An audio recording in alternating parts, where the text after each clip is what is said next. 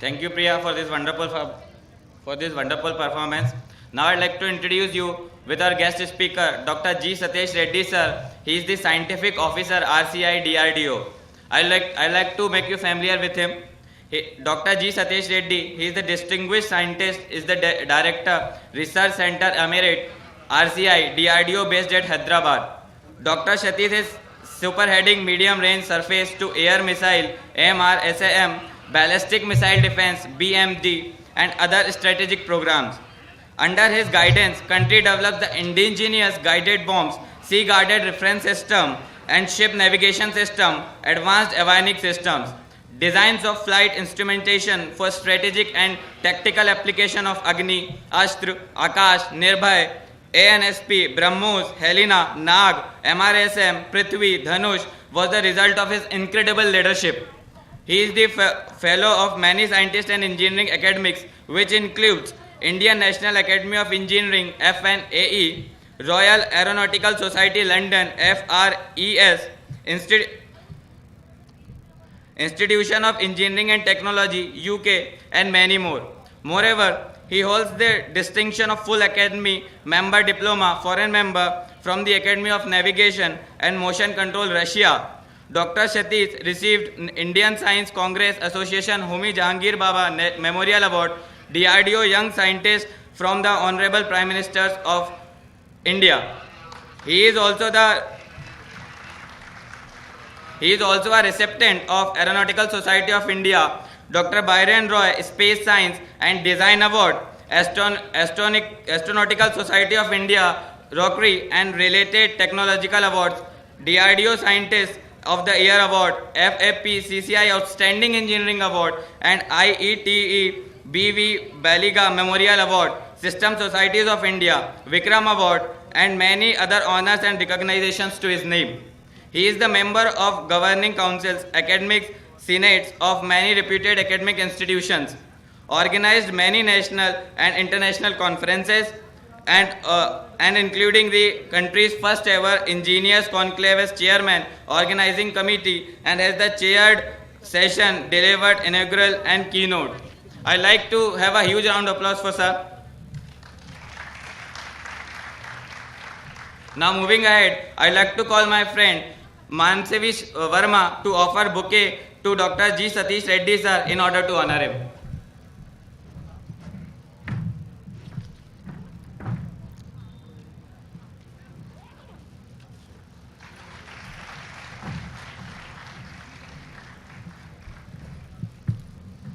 Okay, moving ahead in the program, now it's a time to make you familiar with our chairperson, Shri A. Mishra sir. He has done his MTech from IIT Mumbai in environmental engineering. He has almost 30 years of experience in field of environmental engineering. Currently, he is the member of Secretary MP Pollution Control Board. I would like to call my friend Kumari Soonam Gupta to offer Mr. A. Sharma sir in order to honor him.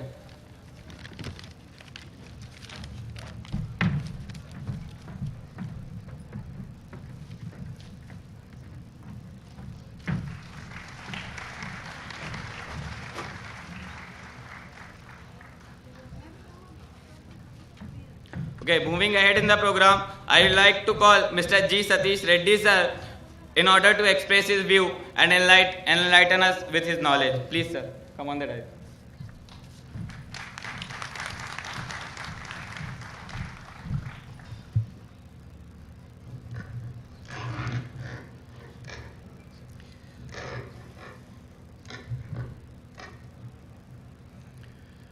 A very good morning, Chairperson Shri A. Mishra ji,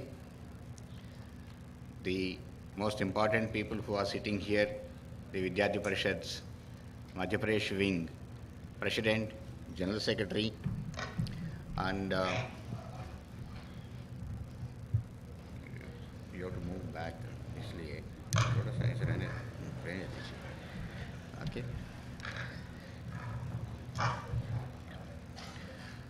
The students from various institutes across the country, particularly the NIT Bhopal students who have shown a lot of interest in organizing this and facilitating this particular program to happen here.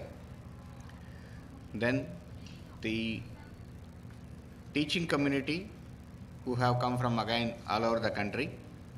Once again, very good morning to all of you. And at the outset, let me congratulate Akhil Bharatiya Vidyarthi Parishad and then NIT Bhopal for organizing such a fantastic student event wherein many research organizations, many industries have participated, have put up their stalls, exhibiting their products, making the students aware of the various technologies what country has developed, various products what country has developed, and also making many eminent personalities from the country come over here and deliver the lectures through them, making you, all of you, aware what's happening in the country, what the direction of the country in this science and technology field, and inspire you to work for the future of the country, future scientific research and technology growth in the country. I think a fantastic job done by both Akhil Bharatiya Vidyarthi Parishad and NIT Bhopal. I congratulate them and salute them for such an event. In fact, when we were studying way back about 30-35 years back, I haven't attended such programs. We were not exposed to such events. We were not aware. Till I joined DRDO, I was not knowing what is DRDO at all. I never saw what DRDO does and things like that. Till I joined DRDO. Similarly, ISRO, because more of commercial in nature, something you know that there is a Sputnik or satellite goes up, so that is something ISRO is there, which will be doing some launches like this. Beyond that, we were not knowing much, whereas you people, almost I think every year or alternate year, you have such fantastic opportunities to know about the country, the technologies, the growth potential, and technological possibilities for you to invest in future or work for in future. Now, in the beginning, let me say a little bit about what the country has achieved in the scientific technology,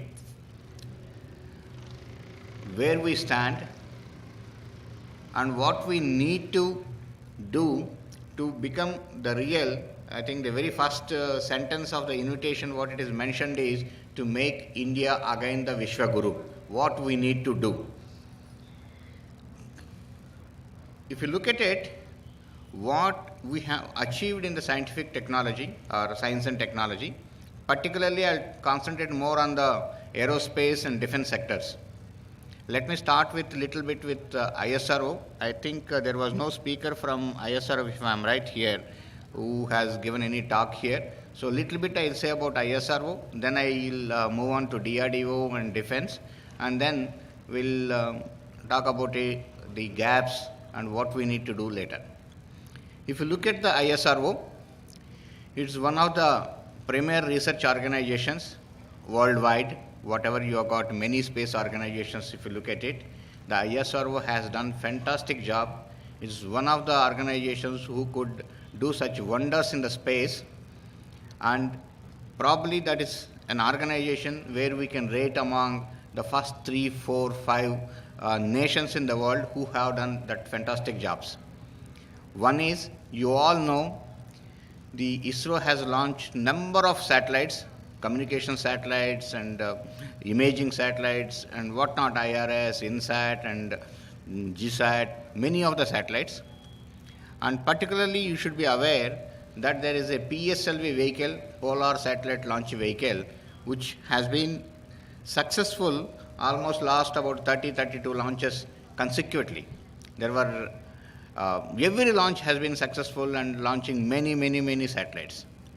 Then recently last year, ISRO has tasted another success by successfully launching a geostationary launch vehicle, GSLV, which means A satellite can be kept at an orbit of 36,000 kilometers away from the Earth, so that it is geostationary. That means it moves along with the Earth and always it will be seeing the same spot.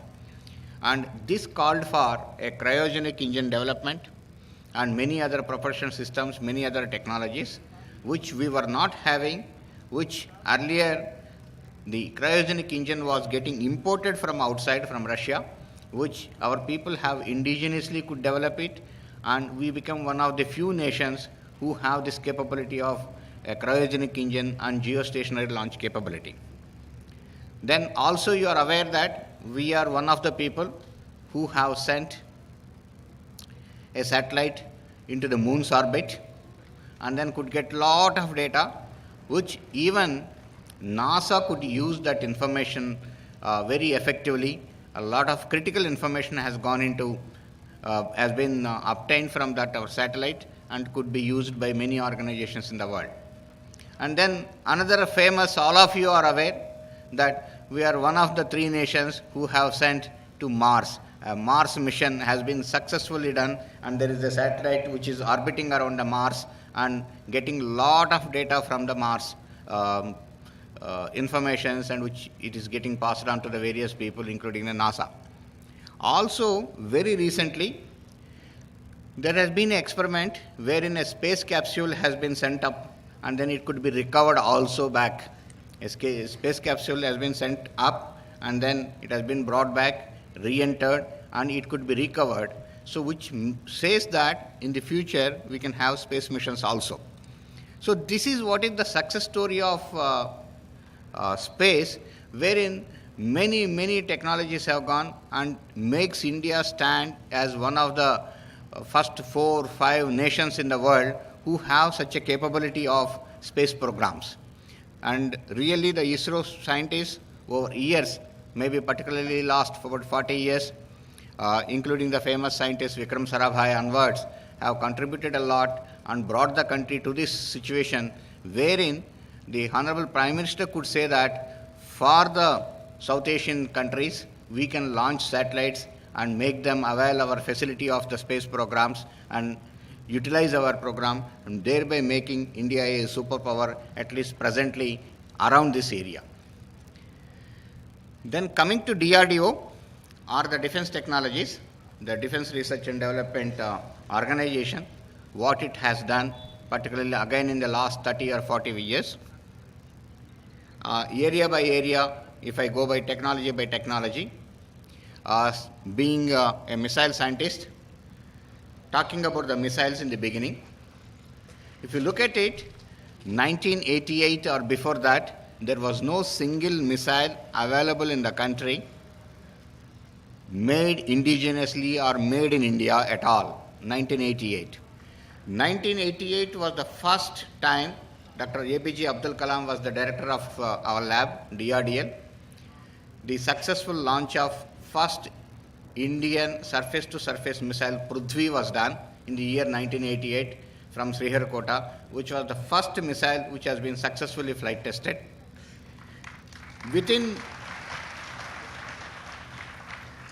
just 1 year period from there onwards, in 1989, established the range at Balasore in Orissa, ITR Balasore, and 89, the long-range missile, that time we call it as Intermediate Range Ballistic Missile, IRBM, the Agni experimental model has been first time successfully again launched in the very first attempt itself in 1989 from ITR Balasore. This particular Agni mission in 1989 has brought in many things.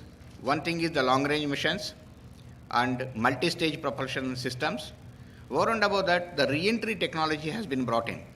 What happens is, when you go out of atmosphere and when you come back into the atmosphere, you enter into the atmosphere with a tremendous velocity. The Agni 5 missile, which is the first intercontinental ballistic missile, if you take the example of it, it travels with a velocity of about 7 kilometers per second. So it enters into the atmosphere with 7 kilometers per second. Due to the atmospheric friction, there will be tremendous amount of deceleration to the vehicle, and the deceleration most of the students will be aware of this term, will be around 90 G. The deceleration will be about 90 G. That means it can go to the extent of the velocity coming down by about 900 meters per second square. That is the type of a friction the atmosphere offers. So making the surface temperature of this re-entry vehicle go to about close to 3,500 to 4,000 degrees temperature at various points of that vehicle what is coming. So when you experience such temperatures, you need to see that the inside electronics and other parts which are there are also able to work very effectively, and so the temperature need to be maintained below 55 degrees temperature. So have a temperature of about 3,500 or 4,000 degrees centigrade outside, and inside you have about 55 degrees temperature is the challenge. That is what is called a re-entry vehicle means. That is what is the Agni has proven, which paved the way for many other vehicles. Now from there onwards, the country has not looked back. Many missiles have been developed. I'll give one statement and then I'll tell about the missiles. Today, more like almost, take any class of missile which is there in the world, today India has got all the class of those missiles available with India today.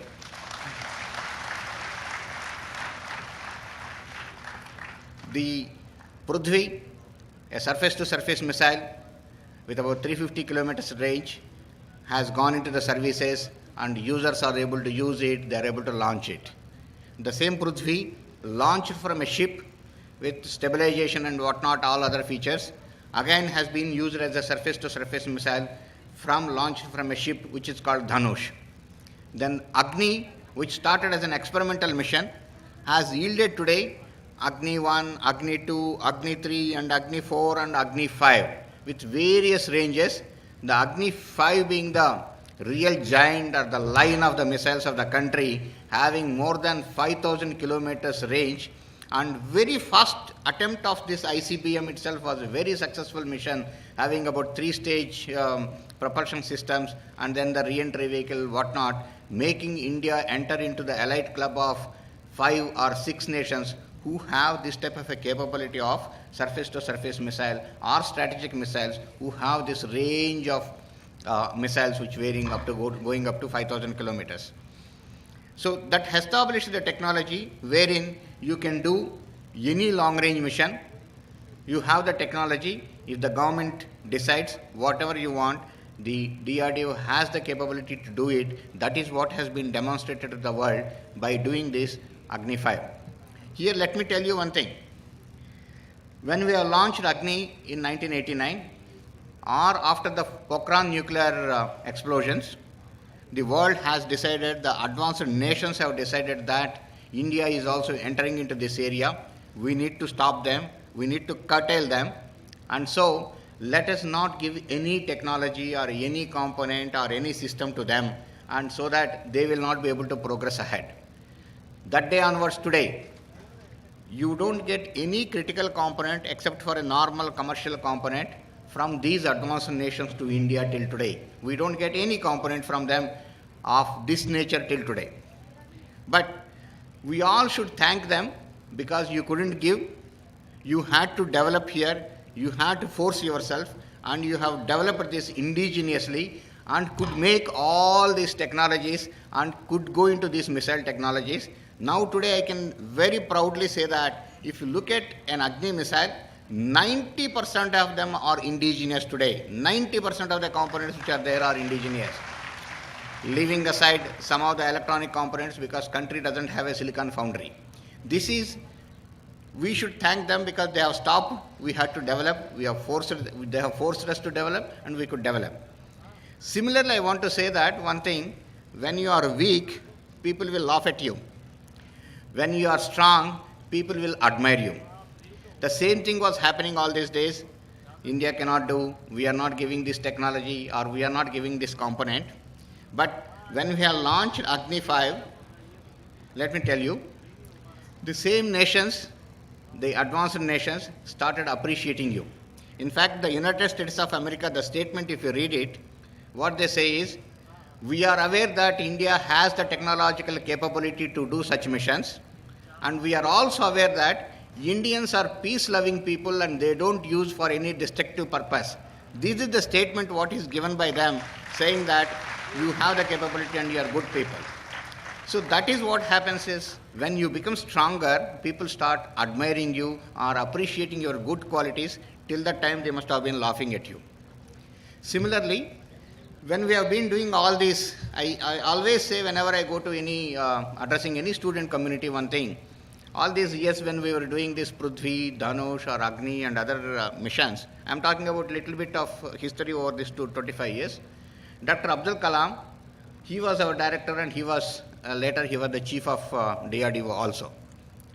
He used to say, whenever you launch a mission, because Prithvi you launched or Agni 1 you launched or Agni 3 you launched, you have become one of the 7 nations, advanced nations in the world, and you are one of the 7 advanced nations who have this capability and things like that. He used to come and say, normally he used to use a word called funny guys. Hey, funny guys, you have done it good, but what is this every time you join a bunch of 7 nations, 6 nations, 8 nations and things like that, when you are going to make first time in the world what you can do it? This is the question every time you used to ask us. But then you have to understand the Indian scenario, the Indian industry scenario, and the R&D scenario or academic scenario, and various facilities, infrastructure what you have, whether you can do such things and things like that. So there was an opportunity. Russians have come forward to give a for a cruise missile to work with us, wherein they had the capability of an engine and we had the capability of the complete avionics. So jointly let us develop it. So that's how we entered into an agreement. That's how the BrahMos missile has come out, wherein engine is from them and the complete avionics, whether it's navigation, OBC, MIU control systems and everything is from India. And together jointly work on this and made this missile, which is today, it is the only supersonic cruise missile available even today in the world. That is the only supersonic missile. That means which can go much beyond the speed of the sound, much beyond the speed of the sound, even today. So, and in fact, that name itself, probably many of you may be knowing also. I like to say once again, it has been brought in as the river Brahmaputra here in India, and Moskva river, which is there in Russia, which flows through the city of Moscow, combining these two, calling it as BrahMos, or close to our Brahmastra. That is how it has been, and it has been a real powerful weapon which has gone into many of our services which we are able to use today. Later, if you look at it, mini missiles, Astra, air-to-air missile, or Nag, an anti-tank missile along with the imaging and things like that, or you look at it, underwater launched missiles, or submarine launched missiles. Many of them have been successfully developed. That's how I could give a statement. Particularly if you look at it, the Akash missile, which is a surface-to-air missile, a much better version of the Patriot missile what United States of America has used in the earlier wars, what you have seen, could be developed. And in fact, today, let me tell you, the Akash missile, the services are so happy that the orders given to BDL for the Akash missile are more than 20,000 crores. More than 20,000 crores. Probably it will yield another about 20 or 30,000 crores orders on BDL, which probably if had you bought from outside, the same 20,000 crores, you could have bought at 40,000 crores from outside, not with this type of capabilities. That's how the story of these missiles which have gone in. With one more important development is there, which is a ballistic missile defense. A ballistic missile defense is one which an enemy launches a missile against us and you need to destroy it in the mid-air itself at various altitudes, at 25 kilometers or at about 50 kilometers or at about 120 kilometers. This is one of the very critical technology. World itself is facing a lot of problems. There are very few countries like you have America, then you have Russia, then you have Israel, and then China partially. These are the countries which have been attempting and trying to do it. And in fact, the United States of America has taken about 15 launches to come to close to a success in the Pacific Ocean. So this program has been again taken up to destroy a ballistic missile. This program, let me tell you, God is with us and our scientific capabilities, our luck, The very first mission itself, we could destroy the incoming ballistic missile from Balasur itself at an altitude of 55 kilometers, wherein after that continuously, till now about 8 launches have been done. Almost about 6 have been very successful, wherein at various altitudes at 15, 20, 55 kilometers and at 120 kilometers, you launch a missile, the missile will be coming down, going to a altitude of about 160 kilometers, then you are destroying that missile at an altitude of 50, 55 kilometers by directly hitting that missile through another missile. This is another success story what DRDO has done in the recent years. Probably couple of years, some more launches, we should be able to give this to the nation to protect major facilities and major cities in the country. This is what is the story of missiles, what has been done till today.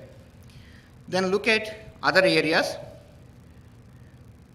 The aeronautics area. India is one of the 6 nations who have developed their own aircraft, fighter aircrafts. The LCA Tejas, which has been successfully developed, the operational clearance has been obtained, and HAL is producing them and getting into the services. A fantastic aircraft which actually has been demonstrated to the Honorable Prime Minister also during the air show other day. He himself was present first time. The Prime Minister was present in the air show, showing the importance of the aerospace sector to the country. There, the capabilities of LCA have been demonstrated to him. Generally, you must have been seeing in the newspapers or in the media or somewhere else that there are delayed programs and things like that, and prominently people talk about the LCA saying that it is a delayed program. There is no doubt about it, it's a delayed program. It took about 24 to 25 years to develop this aircraft. Let me tell you, it is not easy to develop an aircraft at all. There are many things what you need. Advanced nations, when you talk, they have the complete infrastructure available. The industry is available. The manufacturing industry is available. Many things come from the industry, and then you have, as a central research organization, you will be able to take them and then make it and fly them and make them successfully. Look at in Europe, the Rafale aircraft, for such advanced nations with all these facilities being available, it took 18 years for the Rafale aircraft to be developed from paper design to be delivered to the services. If an advanced nations like Europe have taken about 18 years, India, I think 24, 25 years is not too much of a delay or too much of a crime what the people have done with the minimum infrastructure available. Even today, actually speaking, last about 2 to 3 years only, many of the aircraft manufacturing industries are coming into the country, have established and given this type of facilities. Otherwise, when we started, let me tell you, in 80s, the missile program in Hyderabad, there are about less than 10 industries who are working with us. Otherwise, all were chota-mota people who were trying to do some small things and things like that. Whereas today, we have about 450 industries available in Hyderabad, which we have nurtured and developed and things like that. Similarly, in the aircraft field also, look at 20-25 years back, it was absolutely nothing was available. From that stage, an aircraft could be developed. And let me tell you again, there are only 6 nations which could develop a fighter aircraft of this class and given it to their country. We are one among them who have given a fighter aircraft to our country, and country is progressing far the much better aircraft called AMCA, which is probably much better than even F-22. Okay, this is one. Similarly, you could develop your own nuclear submarine, Arihant, which is again very few nations are processing today the type of a technology of Arihant. Then the tank, Arjun tank, you are one of the 5 nations who have developed a main battle tank for their service needs within their country. There are only 5 countries who have developed their own tanks. There may be issues, there may be some features which are there, which are required by the services, may not be available, some other features may be there and things like that. But there are about 140 tanks which are there already with the services made by DRDO designed and made by the industry ordnance factory and given to services, which services are using the main battle tank Arjun today. So like that, if you look at it, in the DRDO related many technologies, many technologies have come out. In fact, one of the major technologies yesterday we could have seen in the railway budget also, the bio-toilet, a fantastic toilet which has been developed, which the human waste, really when it comes out, it comes as a pure water outside of the toilet. You can straight away use it for any of the plantation and things like that. That is the toilet which actually the Antarctica mission, wherein we have participated in a big way, has helped us to grow this bacteria and give us, and today country is having these bio-toilets. I think government has yesterday said that 17,000 toilets will be put into the trains, and anyway many other people are trying to use it, the smart cities are trying to use it, and there are Lakshadweeps and various other places, they are also have got lots of orders. And we have given this technology. There are about 47 industries are producing these bio-toilets in the country today with the technology given by DRDO. Likewise, there are many items which have not come out. There are many food items which have been developed so that the soldier can carry in his bag with minimal weight but giving maximum energy. He needs to walk for kilometers and kilometers along with the ammunition and everything, wherein the food should be having a minimal weight, or there should be energy drinks and things like that, which have also come into the commercial market in a big way. Similarly, near Drona Parvat, what we call Sanjeevani Parvat area, you have a laboratory there where the people work on these herbal medicines and developed many products. Today, the leucodome, what people get it, there is a medicine available from DRDO which many people are using. Even yesterday also Hyderabad, one doctor came from that lab, and Diber, that man has got lots of patients who are also getting this medicine. So likewise many technologies which have come out, and these technologies today, the value of the products which DRDO has developed have gone into the services are 1,70,000 crores. Is the total products of value, worth of the value of the products what DRDO has developed are 1,70,000 crores. So this is what could be done in the last about 20-25 years and have gone into this type of a situation. Having seen that, what we have done, what are the innovations, what are the developments, what are the research has gone into it, what is next? One thing which comes out is, because country didn't have anything, you are absolutely zero about 25 years back, particularly looking into the aeronautics and missiles and other areas. It was your mandate to develop these systems at a very fast pace and produce them and give it to the services. So the DRDO particularly has been concentrating more and more on this development and producing and giving to the services, because we need to develop and give them fast. In fact, let me tell you one statement here. Some of these missile systems, a textbook definition says that from the time of configuring the missile or configuring the design to the stage of development, it generally takes about 15 years. We didn't have that much time. There are many missiles which have been delivered within about 7 to 8 years itself, half of the period what has been mentioned in the textbooks. So we have been concentrating more and more on that.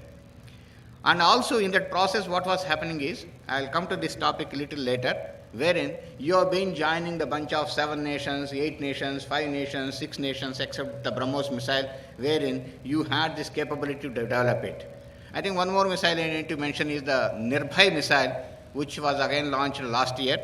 A very successful mission, a cruise missile, a long-range cruise missile which can go beyond 1,000 kilometers. Again, there are only 4 nations which are having this capability of this cruise missile, which cruise missile means which flies at a very low altitude and gives this. This is one more missile which has been developed. But at the same time, having done this, today you look at it, still you are the largest importer of the arms and weapons. You are still the largest importer. In fact, the Prime Minister other day, he was saying in the Aero Show, I don't want India to be number one for this. I don't want India to be number one for this as largest importer or the number one importer of the arms and ammunition. We need to make it in India. We need to make it happen here in India. This is what we need to look at it now today. From here, how can we make the country from the largest importer to probably, if not largest exporter, a minimal importer, or the import content to be brought down to the minimal value possible. This is an important thing which particularly the students who are there in the second year, third year or fourth year also have to come to know. Why? Because today we had been buying lots of aircrafts and other systems from outside. So if you buy a Sukhoi aircraft, along with that aircraft, if you buy it, let's say some X value, to maintain it, to get the spare parts, you have to have about 2x value. That is the type of amount of money what you need to spend. So the necessity today is these systems to be produced in India. There is a lot of requirement. That is what is out of Make in India, how we can make it. Many of you can establish industries on these small parts what we are importing from outside. Can we make it in India, supply to the present needs of the armed forces? This is one important aspect what we need to look at it. Because as I said, the industry, I said about less than 10 industries, we have come to about 450 industries. That is just not sufficient. We need many more in this aerospace sector which can produce many things. Look at abroad, USA or France or UK, many of these critical technologies which get into this aerospace sector are coming from the private industries. Whereas in India, these things are all bare minimal what we get. Bare minimal. You may do a particular component or a particular part of it, but getting a system is very difficult. I don't think we are getting many systems except very few. Recently, very few industries started coming and producing this type of systems today. So this is one need where we need to get into the production of these systems, get into the many facilities. For this, government has already given many facilities. When we buy, there is a policy called offset policy. Important to note for many of you is an offset policy, meaning if I am buying for 1,000 crores from some outside from somewhere, 30% of it, 300 crores of worth of that value he needs to produce in India. Meaning he has to tie up with some Indian industry here, and this 300 crores worth of products he needs to produce in India, which is there existing already last couple of years, which many industries have got benefited and they are producing it here. Second, very recently government has taken another decision, the 49% FDI, foreign direct investment, meaning that the foreign companies can invest into Indian industry, they can together produce many things here, supply to the Indian services, and also abroad you can export it. This is another thing what the 49% FDI has brought into important role. This is another thing. The important aspect of it what needs to be known is the industry should struggle or continue to have skilled manpower. The skill set of the people should be continuously upgraded. This is one of the important aspects. That is why again Honorable Prime Minister has been saying that the skill set, the human resources skill set need to be improved a lot, how we have to train it. Let me tell you how we have been working. Both ISRO and DRDO, for these industries where we are working, we have established training centers in our own place.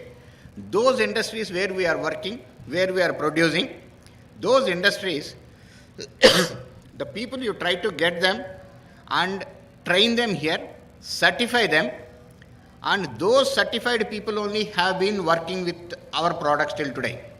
That is how the quality has been brought in. Normally in Indian industries, one thing happens. You are very good in producing the first few numbers. After that, the quality and other things dies down.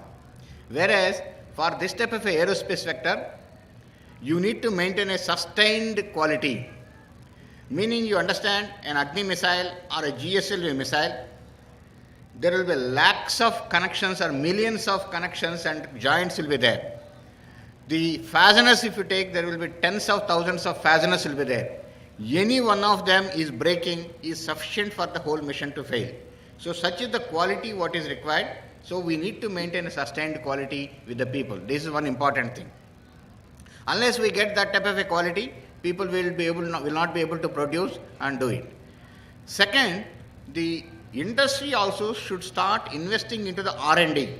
Unless the industry invests into R&D, you are just a producer. You do not know anything. You will be just somebody has given a drawing, a product, a name called BTP, build to print. You will become only a build to print. Somebody gives a paper, I do not know anything, I make as per that drawing and produce it becomes the important point. Whereas there is another term called build to spec, BTS. We need to become industries who can produce to build to spec. This is what is important thing, wherein many of our engineers have to establish their industries and produce the current day product.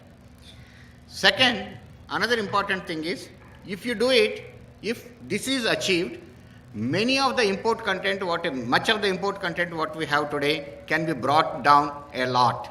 This is one important thing. So then the import content will be brought down. Then the next what you need to do, is, as I was earlier saying something some time back, you have been trying to catch up with the world. You have been saying that I am trying to catch up with the world. I have become one of the 6 nations, one of the 7 nations, or one of the 4 nations to have this capability. But many of the products, other products, you are not anywhere near close by, or he has developed already about 10 years back, 15 years back. Now you are trying to develop and trying to catch up with them. So this catching up should go. We should not be continuously catching up with the world. We should be making first time. We should be making on par. This is what is the need. This is where most importantly it comes, what it is try to work for the futuristic technologies. That is what I think the world, somebody has coined this word, I don't know, iFast. Since how long this iFast is there? iFast is the first time that word has been used now. This is the first time it has been used. Very good idea, actually, innovative and futuristic approach in science and technology. This is the most important thing what we need to do. A product or a technology which is going to come for about next 10 to 15 years, we should be able to work today, do the research in that area, and come out with the product. By the time an advanced nation comes, you are already developed a product, you are also in the front line. Unless you do that, you will not be able to export the products at all.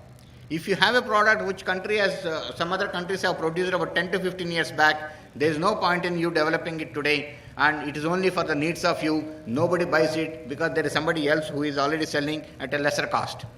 So this is an important thing. For this, the most important things are two points. Point number 1 is strong academic base in the country. A very, very, very important thing, a strong academic base in the country. Unless a background research, the fundamental research is done in the academic institutes like NIT Bhopal, and come out with a research area which is feasible for a product to come out, which somebody can do an applied research and come out with a product solution. It is not possible for any R&D organization to do. Many of you must be knowing, if you look at United States of America, or you go to Germany or go to France, most of the research background is done in the academic institutes, wherein they will be able to do the background research. Talk about any subject. The complete background research is done there, then the R&D labs take over from there and do the applied research from there. Unless this is established, it is very difficult to do any research. Today, we are working about roughly about 105 academic institutes or so on various projects. But still, we are not very happy.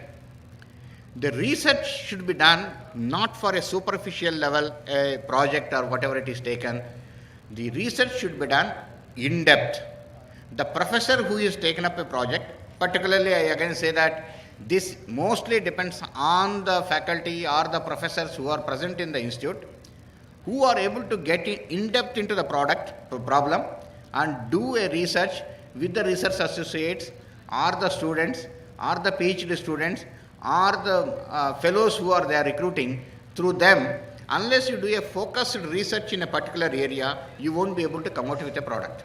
Today you look at it, there are many products. Actually, I can name many of them. Let's say talk about atomic interferometry, or talk about photonics, talk about biosensors, or cognitive technologies, or MIMO radars, MIMO sensors, or conformal antennas, conformal systems, or active electronic scanning arrays, or like this you can keep on talking about many smart materials. Many materials today you don't have. I am looking for a material which can withstand very high temperature, offer a strength, whatever you need, structural strength, and also weighing very less. You don't have many products, many materials, many alloys what you need, you don't have today. Many of the fused silica materials you don't have in the country today, which people need to develop, many industries have to come and develop it. For this, the research again has to come from academic institutes. There are many institutes. In fact, yesterday I was in Madurai Tyagaraja Institute, wherein they are trying to develop some of the magnets for us. There is somebody who is working on nano powders and nano materials, trying to make some of the alloys for us which can weigh, which can give you the strength versus weight ratio as minimal as possible. This is one of the criteria what you are looking for, wherein this basic research needs to be done in the academic institutes. Also, if the student who is coming out of the academic institutes, he is not having the strong background and he joins us, it takes years for him to get into the flow of the research organization and try to develop these products. So the academic institutes need to be very strong. Also, the institutes like us, what we need to do is, we need to have a futuristic technology mission, say that these are the futuristic areas what country needs in the next 15 years or 20 years.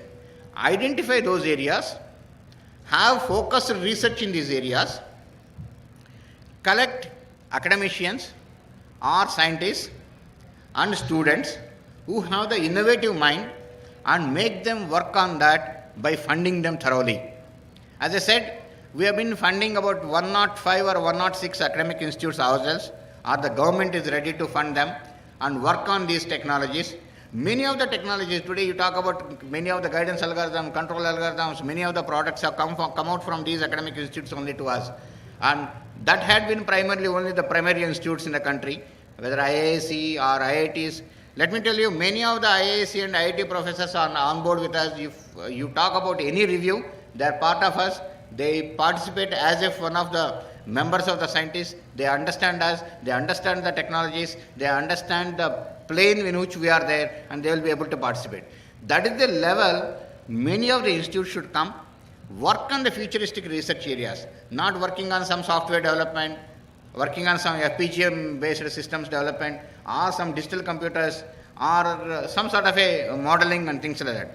Getting into the research, doing it, then only the academics, the research institutes and the industry, if they are able to work together, meaning the industry also should be able to fund the academic institutes for this type of research, futuristic research, then only all the three elements should be able to take up, and that is the only way you can export tomorrow. We are only looking for self-sustenance, reducing import. That is one thing which is present need.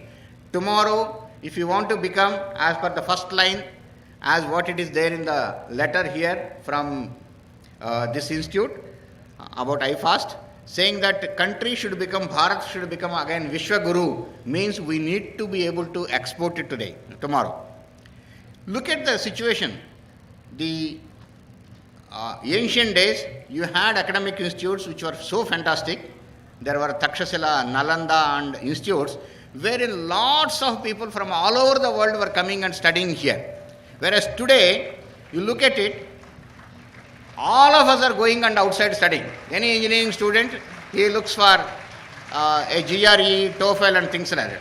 A situation should come wherein those people should be able to come and study in our place. Look at today, world best 500 institutes they have named. How many are there from our side?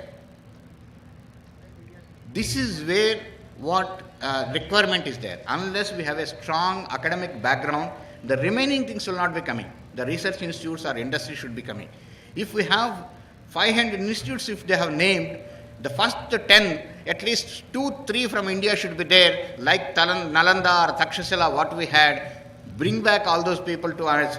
Or the people who have gone from India, who are doing excellent work there, they should come back. They should become the faculty here instead of being a faculty in some of the universities there, and then produce the best students of the world here. Then only we'll be able to come out with real futuristic technologies or innovative technologies. That's what I look for. So let us improve our academic institutes, let us improve our R&D organizations, work for the futuristic technologies. Presently who are there, please come out and establish the industries with the government, whatever is giving facilities, reduce the import content, thereby make India prosperous, make India Vishwaguru. This is what is the message. Thank you very much for giving me this opportunity. Thank you. Thank you very much.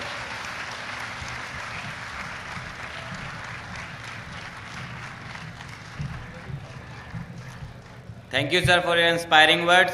Now, moving forward in the program, I would like to make you aware with environment and its current issues by inviting Member Secretary of MP Pollution Control Board, Mr. A. Mishra, sir, to enlighten us with his knowledge and vast experience. Please, sir.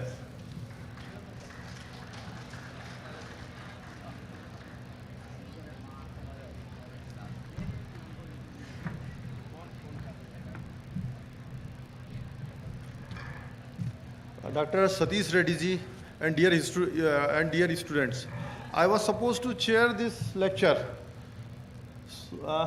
So I would like to tell that this lecture was very informative, especially for me and for the students. He has told us about what development we have done in aerospace and defense in India, and what are the gaps, and how these students can fill up this gap. I hope that some of them will become another Abdul Kalam. Nothing more to say. Okay, thank you.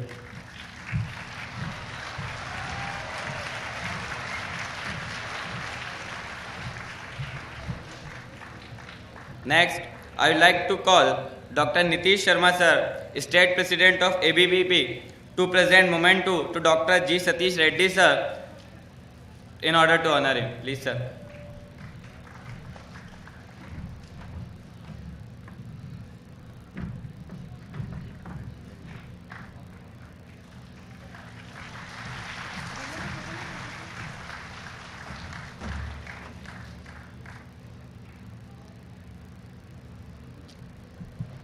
Next, I would like to call Mr. P. Suresh to offer memento to Mr. A. Mishra in order to honor him. Please.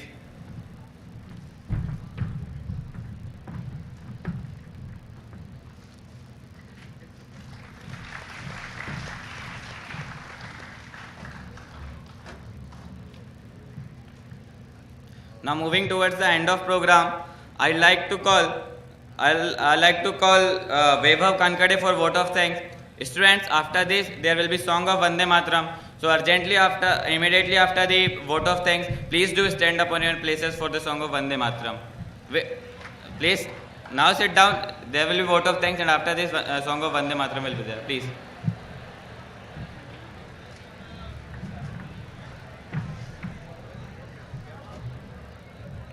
इस वक्त के मुख्य वक्ता श्री जी सतीश रेड्डी जी का मैं हृदय से आभार व्यक्त करता हूं कि उन्होंने अपने व्यस्तम दिनचर्या में से अपना समय देकर हम सबका मार्गदर्शन किया।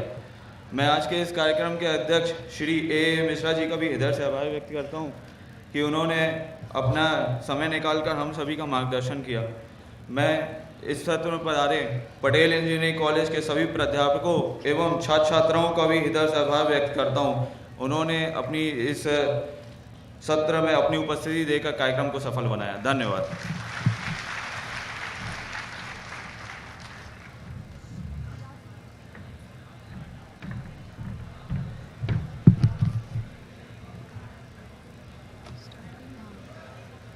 वन्दे मातरम् वन्दे मातरम् सुजलां सुफलां